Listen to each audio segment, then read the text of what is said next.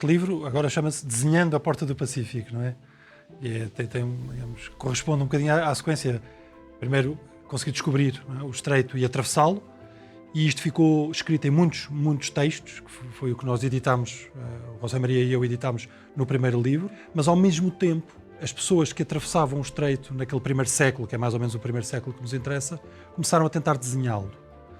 E rapidamente perceberam que é uma coisa complexa, por várias razões. Porque o estreito, de facto, tem uma geografia complicada e depois está numa zona que já ela é complicada. Portanto, a América do Sul, a ponta mais sul, e depois a Terra do Fogo, portanto, a Patagónia e a Terra do Fogo, tem uma geografia muito complexa. Então contamos a história disto, agora com as imagens.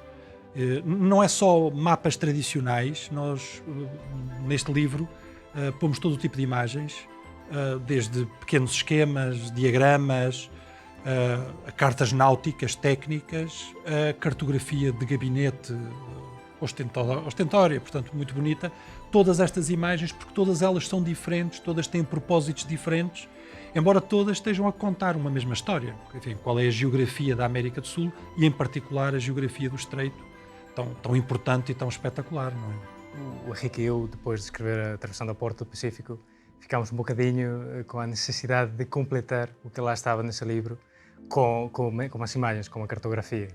O que aparece neste novo livro, Desenhando a Porta do Pacífico, pode ser o produto do outro livro, do Atravessando a Porta do Pacífico, porque muitos destes mapas estão baseados nas informações de relatos, de roteiros. É fundamental para essa construção da imagem do Estreito de Magalhães perceber que os documentos escritos tiveram uma importância crucial. Então, esse foi principalmente a razão pela qual decidimos também avançar com esta Desenhando a Porta do Pacífico, além de que, atravessando, já incluímos alguns mapas, mas queríamos dar uma perspectiva maior do que foi a evolução, desde as primeiras imagens, muito esquemáticas, com os desenhos do Picafetta, até o século XVII, onde já temos mapas muito mais conseguidos, com mais informações também náuticas. Também queríamos assinalar a importância desta informação do facto náutico, trazer para o livro não só mapas bonitos, né, mas mapas também que refletem a dificuldade náutica, os problemas náuticos que apresenta o Estreito de Magalhães. É por isso que também se encontra cartas náuticas, esboços feitos por pilotos, mais a pensar na navegação, orientar a navegação dos navios. Claro, o objetivo era sempre ligar os mapas. Há um fio condutor aqui, de perceber quais são as dificuldades, porque é que é tão difícil representar o Estreito de Magalhães. Há diferentes fatores, a geografia é um deles. Uma geografia que, aliás, é tão complexa às vezes que gera mitos. Não é? Há alguns mitos no Estreito de Magalhães, o que é produto destas dificuldades. O grande argumento do livro não é só mostrar como evoluiu, mas porque é que houve tantas representações diferentes. E é muito importante perceber porquê.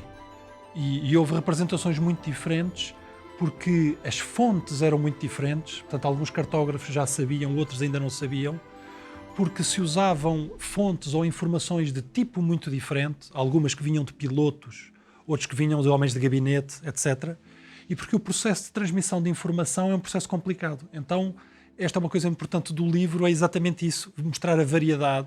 As pessoas às vezes pensam que foi uma coisa assim muito... muito sistemática, sempre a melhorar até chegar a uma representação. E não foi. Foi um processo muito mais vivo, com avanços, recuos, com cartografias diferentes e isso. E essa vitalidade vitalidade visual, que o livro pretende recuperar. Os mapas do meio do século XVII já são muitíssimo bons, não é? Muitíssimo bons. E nos primeiros, por causa destas grandes diferenças, aprende-se muito sobre o que chamava a atenção.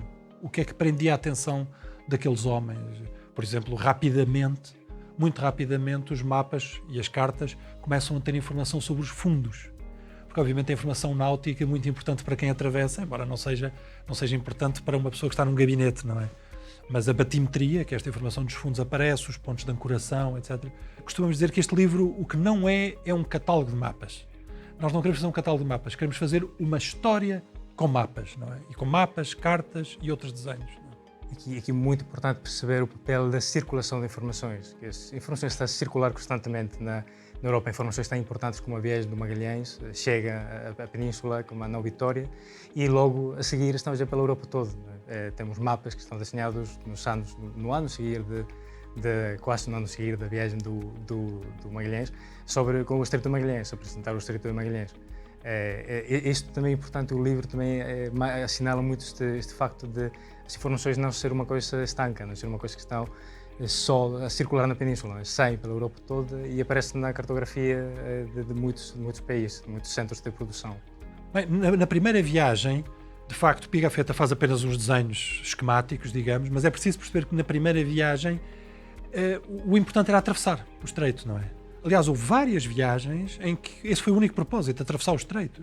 Algumas muito posteriores, por exemplo, a viagem de Drake, Francis Drake, quando atravessa o estreito, que atravessa muito rapidamente, em 2 semanas, ele não tem interesse nenhum pela geografia do estreito, digamos, ele tem que atravessar aquilo. Outros não, estão muitos meses dentro do estreito a tentar aprender mais. Portanto, na primeira viagem, o que era preciso é chegar rapidamente ao Pacífico e as únicas representações visuais que temos, as de Pigafetta, mostram isso. Mas apesar de tudo, ficou registada a informação em textos, que depois vai se refletir imediatamente logo na cartografia de toda a Europa. É uma coisa interessantíssima. Com a informação da primeira viagem, não? O que é sensacional, de facto. Exato, chegam diferentes informações, mudam enquanto estão a circular, não estão a mudar. Também às vezes as cartas, os mapas são desenhados quase de memória. Não? Uma pessoa tem acesso a umas informações, ou olha para um mapa em concreto e depois só consegue desenhar esse mapa com o que tem na cabeça. Então isto também vai produzir a aparição de mitos, estas coisas. E sim, é fundamental perceber o papel da circulação de informações neste processo de evolução da representação da imagem que está a acontecer no mundo todo. Outra coisa que queremos mostrar com este livro é que é sobre o Estreito de Magalhães, mas este processo que nós estamos a tratar está a acontecer para o mundo todo, para a costa da América do Sul, para os territórios do Sudeste Asiático, enquanto a exploração oceânica está a acontecer. Então é importante também perceber isto. Quando Magalhães sai do Estreito, tem diante dele o maior oceano do mundo e atravessa o maior oceano do mundo de uma ponta à outra à primeira tentativa. Nós não temos mais nada nisto na história náutica mundial. Ou seja, na história marítima da humanidade não há nada comparável a isto. E isto é só o Estreito, só a passagem do Pacífico. Antes tinha descoberto o Estreito e atravessado o Estreito. E antes tinha atravessado o Atlântico, que não era, em 1519, não era propriamente... E depois disto, há imensas peripécias, mas, por exemplo, o retorno feito por Juan Sebastián Elcano é também um feito náutico. Portanto, em cada etapa, qualquer uma destas etapas ficaria na história como um feito náutico. Postas todas juntas, dão-nos uma viagem que não tem comparação marítima, que não tem comparação com nenhuma outra.